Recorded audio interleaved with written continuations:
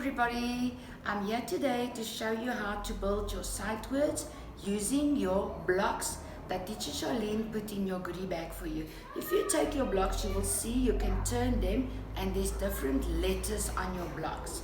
So we are going to build these sight words exactly like we built them in class using our plastic puzzle letters, but we are going to use them with our Lego blocks. So the first word we are going to do is ran. So teacher's going to look for the r.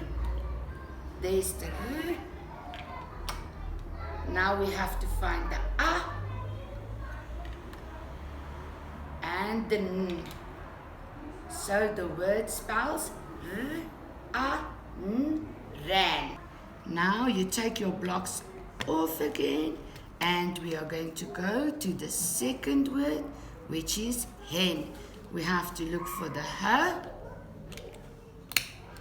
then found our a and n. We have h, a, n, hen. Our next word is hat.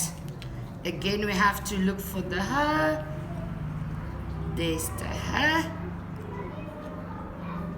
a, t. So our word is h, a, t, hat. Okay, our next word is sit. So we have to look for the s, then the a, and last the t. So our word is sit.